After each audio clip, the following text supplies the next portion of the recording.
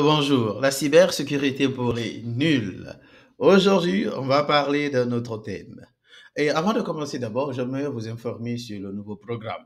Comme vous saviez, notre programme, c'est parler de la cybersécurité du début, parce qu'on a un programme établi. On parle d'abord de risk management. D'abord, c'est quoi l'idée de la cybersécurité? Jusqu'à la fin, il y a un programme établi.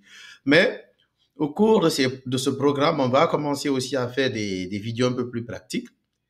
Cela va permettre des gens qui veulent travailler dans la cybersécurité, notamment dans le domaine de Security Operations Center, comme SOC Analyst, Cyber Threat Intelligence, Threat Hunter, ou bien Threat Hunting, Forensic, ou bien Incident Response, d'avoir plus d'idées et commencer à savoir comment et le travail dans ce qu'on appelle SOC Operation Center, qu'est-ce qu'il faut, comment analyser ces indicateurs.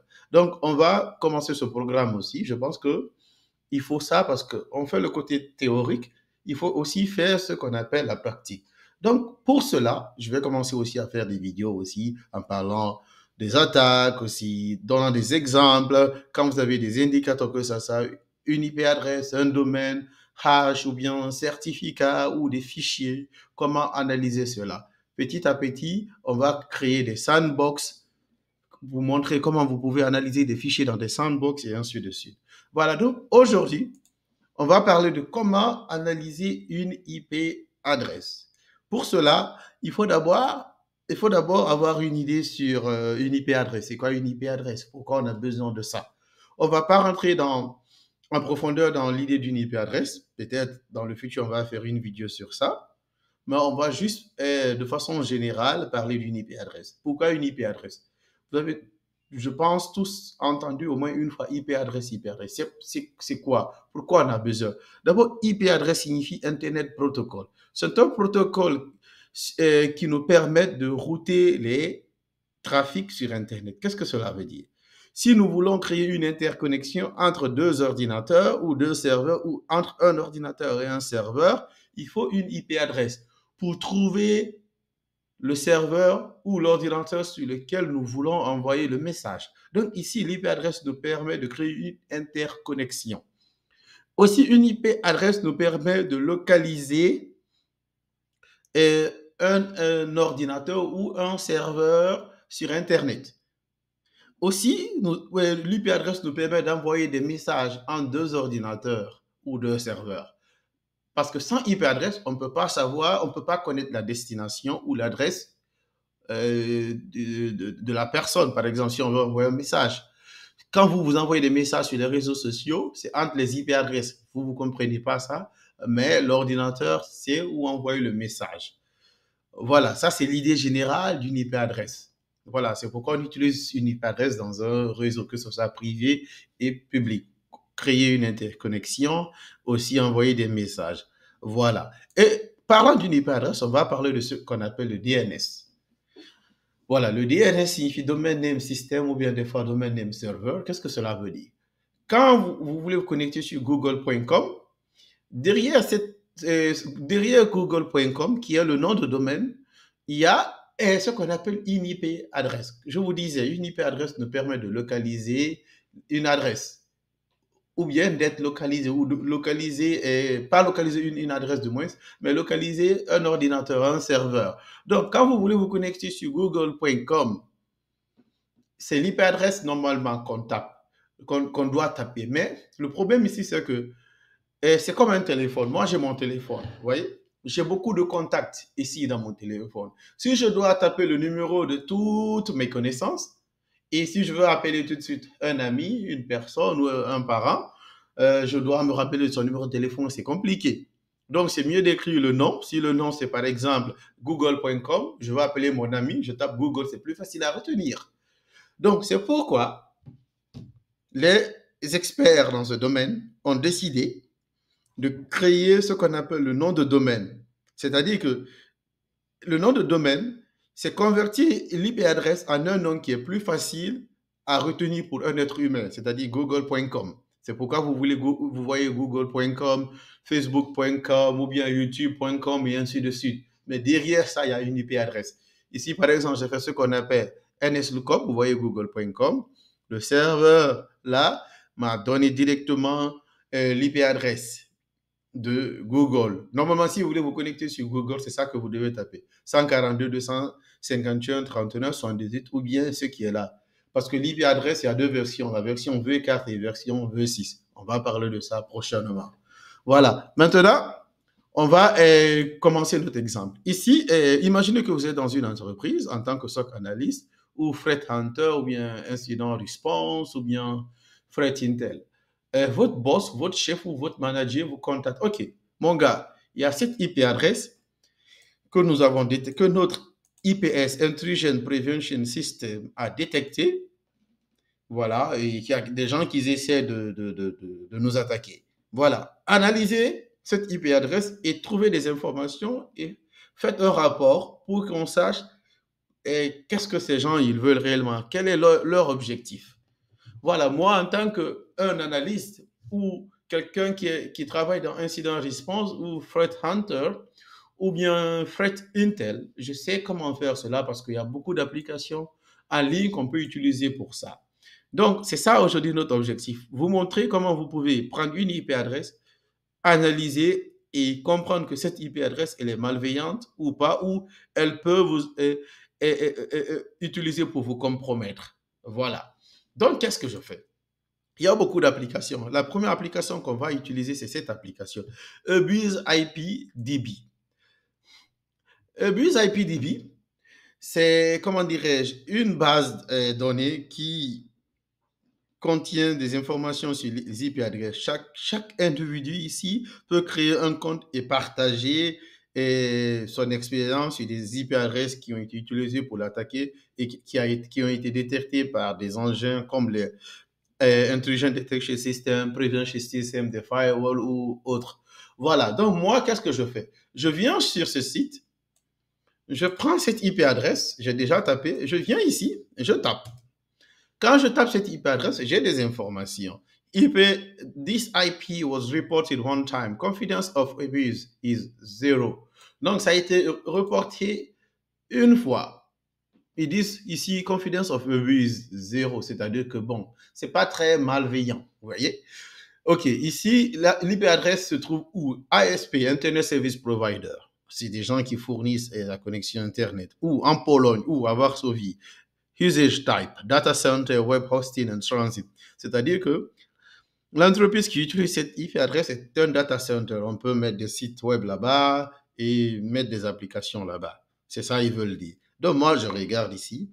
Ici, il y a un message. This IP address has been reported of a total of one time from one distant. Vous voyez ça, 5 mois à de cela. Celui qui a reporté ça, c'est ACAC. Bon, c'est un pseudonyme. Ou check. Et il y a quelques informations ici que je vois. Il y a un lien ici. Donc, qu'est-ce que moi je peux? Je peux prendre ce lien par curiosité aussi, si je veux. Je pars sur les liens. Je veux voir qu'est-ce qui se trouve là-bas. OK. Robot. I'm not a robot. OK, je vois cette IP adresse. Ici, à un port. Je ne sais pas si vous voyez bien. Hein. Attendez, je vais un peu agrandir. OK. Il y a un fichier ici, b.jpeg. OK. Soit l'idée ici, c'est envoyer un message ou bien un faux site qui a été créé, vous cliquez et voilà, le fichier là est téléchargé sur votre ordinateur, vous êtes compromis. D'abord, je n'ai pas une grande information. Voilà, spreading malware, c'est-à-dire que soit disant que ce fichier là, ce lien là est un lien malveillant. Malware downloaded, ok, comme je disais, downloaded. OK. Tag, async rat, remote access trojan. OK. Donc, j'ai quelques informations ici. Okay. Il y a le hash ici. Je peux aller sur virus total, regarder ça. Mais d'abord, nous, on veut analyser d'abord l'IP adresse. Je me limite ici. Qu'est-ce que je fais? Je vais encore venir ici, aller sur ce qu'on appelle virus total. J'ai fait 2 vidéos là où j'ai un peu parlé de virus total. Vous pourrez regarder ces vidéos. Virus total nous permet ici d'analyser des indicateurs, que ce soit des IP, des domaines, des hashes, ainsi de suite. Donc, je tape cette IP adresse ici. Sur 93 antivirus, 14 ont détecté. Cela ne veut pas dire que l'IP est malveillante, mais les antivirus sont détectés, c'est-à-dire qu'il y a des raisons. Voilà. Donc, détection, voilà les antivirus.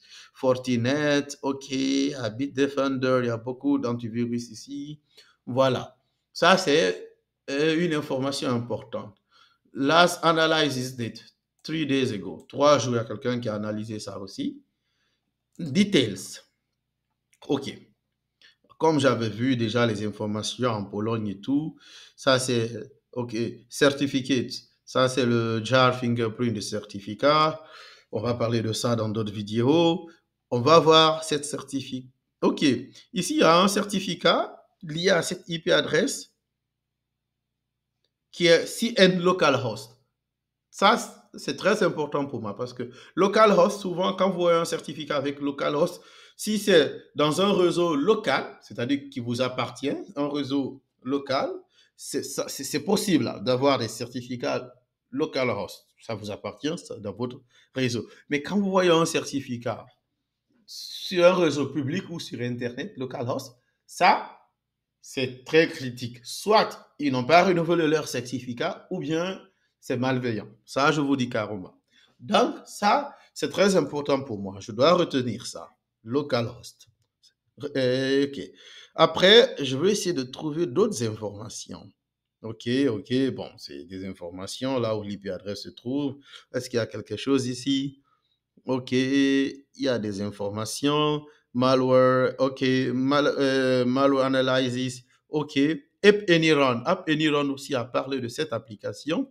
Je peux cliquer sur ça aussi, aller voir. OK, ça c'est très important. Vous vous rappelez, ici, là, on avait vu ça. Et c'est lié aussi à ce que je vois actuellement. Je peux copier ça et voir. OK, voilà. Ici même, il y a des fichiers. Donc, je commence déjà à avoir des informations sur cette IP adresse. Et je vois ici que bomb.exe, comme Varus Total avait indiqué, est lié à cette IP adresse. Et je vois des informations déjà sur cette IP adresse. Je peux cliquer sur ça aussi, voir qu'est-ce qui se passe. Parce que pour moi, c'est très important de voir qu'est-ce qui se passe avec cette IP adresse. OK. Je vois un fichier malveillant. OK, Fred, wow, that's crazy. Ici, il y a beaucoup d'informations. Ici. Et si je pars, je fais des informations, je fais plus d'investigations, je vais trouver forcément cette IP adresse quelque part. Je pense que notre IP adresse, c'est ici, là, en Pologne. Et le même port. Je ne sais pas si vous voyez. Je vais agrandir. Oh là là, what is happening? OK. OK, j'ai vu l'IP adresse. Ici, OpenDir. Je ne sais pas si vous voyez bien. OK. Je pense que je peux agrandir.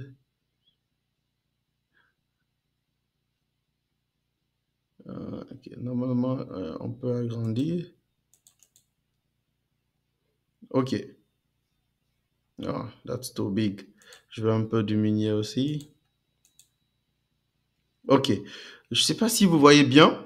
Je vois ici OpenDir. OpenDir, c'est Open Directory que les développeurs utilisent souvent sur les sites web pour mettre des fichiers. Et souvent, les attaqueurs aussi utilisent ce qu'on appelle OpenDir, Open Directory, pour mettre des fichiers malveillants.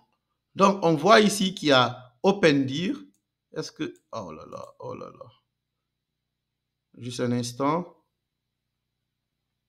OK. Ici, il y a OpenDir, JPEG. Vous voyez ça? OK. OpenDir, JPEG. OK. Est-ce qu'on peut copier ça? OK. J'ai pu copier ça. Je vais voir ici. Est-ce que je peux trouver une information? OpenDir, JPEG. OK. OK. Il y a des informations liées, comment dirais-je, à cette URL. Sûrement, c'est quand vous cliquez sur cette URL, le fichier là sera téléchargé sur votre ordi. Donc, à ce stade aussi, j'ai des informations.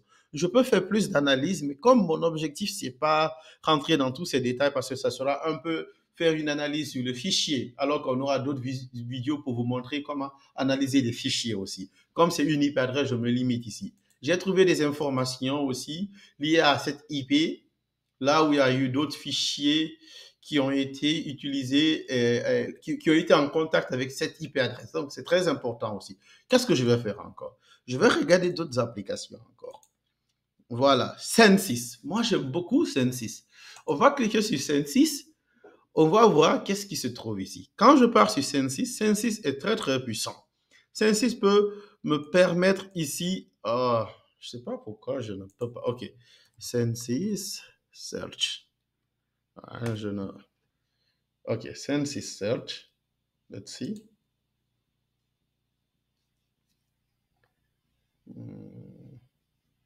OK. Juste un instant.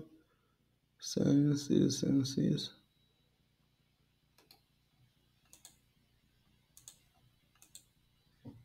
OK. Non, OK, je comprends.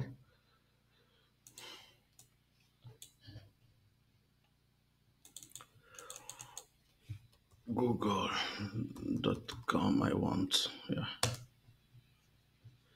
Censis Search. Je ne veux pas le login, je veux juste le search, c'est Censis. OK. Donc, je viens ici, je vais prendre cette IP, c'est ça que je voulais faire. OK, je tape cette IP adresse. OK, Censis me donne des informations sur cette IP adresse. Vous voyez les ports ou les services ou les applications qui sont actuellement sur cette IP adresse. Je vois ici que c'est en Pologne, comme on avait déjà vu. Je vois ici des applications 135, NetBIOS, HTTP, SMB, port 555. Si vous voyez bien, 555, on avait vu le même port ici, 555. Donc ça, c'est très important. Je peux cliquer voir qu'est-ce qui se trouve là-bas. RDP, OK, label, C2. Déjà, Censis a marqué ça C2, c'est-à-dire Command and Control. File Sharing, c'est-à-dire qu'ici, on peut utiliser pour partager des fichiers. Windows RM Remote Management, si je ne me trompe pas, qui peut aussi être utilisé pour, quand on compromet pour exfiltrer des données. Ici, je vois qu'il y a il y a SMB pour partager des fichiers. Quand j'ai accès à votre ordi, je peux utiliser SMB pour exfiltrer des données. Le port 555 avec HTTP.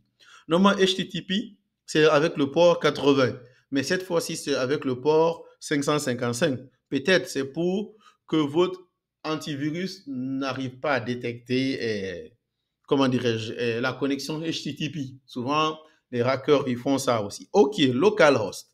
Donc, vous voyez maintenant pourquoi on avait détecté localhost quand, comment dirais-je, on analysait ici localhost.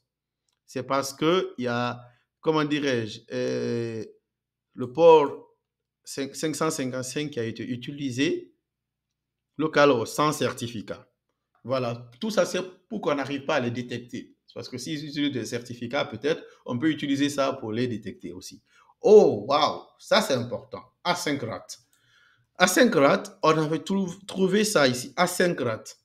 Donc, je trouve Asyncrat ici. Asyncrat server. Server. C2, command and control. C'est quoi Asyncrat? Je peux aller aussi sur ça. Je vais taper Asyncrat.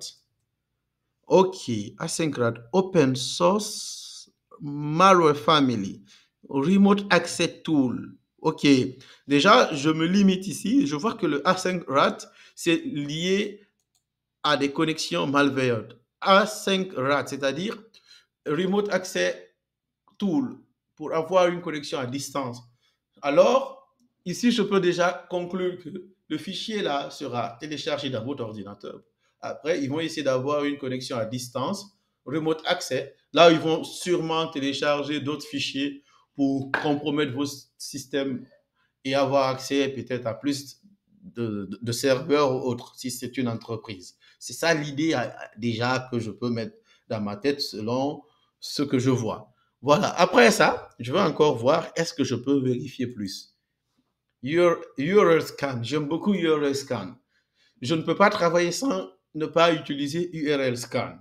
Donc, qu'est-ce que je fais? Je viens au niveau de search, je tape l'IP adresse, je vois des informations ici. My Synology. OK, je vois une autre application. OK, le JPEG encore est là. Texte. OK. je vois le même port utilisé. Vous voyez? Donc, tout ce qu'on a fait déjà comme hypothèse sont juste à 99%. OK. Localhost. OK. On voit ça.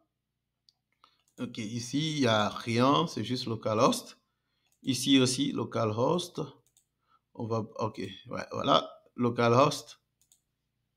Localhost. Ça, c'est des domaines qui ont été utilisés par ça, liés à, comment dirais-je, ce que nous faisons. C'est-à-dire que sûrement les attaqueurs vont utiliser ces domaines-là. On va voir ça après. OK, il n'y a rien. OK, il y a quelque chose ici. Ça, c'est très important. Des codes. .txt. Il y a des codes ici. Je veux voir. Qu'est-ce qui se trouve là-bas? Response. OK. On error resume next. Sub execute command. OK. Je pense que vous voyez bien. Si vous regardez, vous allez voir ici qu'il y a l'IP adresse qu'on regardait. Ici, il y a des variables web script shell.